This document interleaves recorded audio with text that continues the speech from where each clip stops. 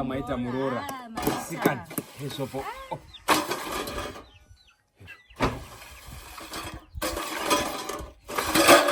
Ya hondo kumurora. Pamsoro yate zvaro. Pamsoro yana tete ari mboma baba mnini. Pamsoro imai, pamsoro itete. Handifungi kuti pano wakabata reza baba. Munhu wese apana wakapfumbata mazanda. Munhu wese ngaende pasinga apa. Mvura yekusuka ndaisoko, yekudzumburudza ndaisoko. Munhu unosuka plate yake, ndiri kusuka plate yake zvara basi. Panapa zvekuti mumusha muno munoti yowe bamnini adaisirwa mvura yekudziya, bamnini ada mvura inodziya, hama zoda hama ini ndakafambira murume wangu pano. Ndondesa mvura inodziya ati zvaro ndondesa mvura inodziya.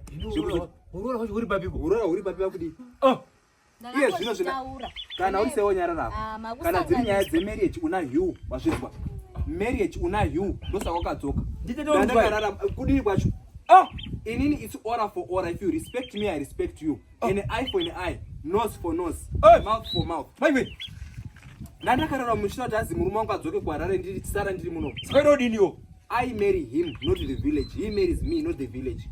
Ende panapa nditokudza zvekuti futi ndabuda panapa mukanga masala nemwana wenyu musara muchikumbira mwana wenyu mari. Munokumbira mwana wenyu mari, munotaura neni? Murora. Taurai na baba murombe zvida zvida. Muchaona ndakumbira ato zvara mari, ndikutaura.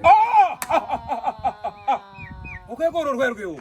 Akachoka hambira kana ndati ndingogara nda make sure kuti let the road be straight. Straight yei. Put forward straight.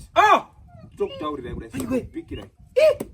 I marry him. Munga ndimutsa inini munondimutsa na 6 o'clock murora ambaye tuende kumunda. Ndadzoka ndosuka zvamandiro.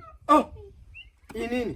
Maoko angu imwe mukamubvunza maoko angu ayana chanobata baya chemumundi. Ndine zvandinobata ini ndikadzipa kuenda dzipa. Twakange izvo unongachidzipa unongachidzipei. Nditari chorobodzipa unobodzipei chorobodzipa mwana wanyu. Mubvunzei mwana wanyu. Unongachidzipei. Mubvunzei. Mubvunzei zvandinoita. Sukai. Ndocho akadzokera kumarriage icho chikuva soft. Aitombodi soft kudaro. Nditete uri uzonditete.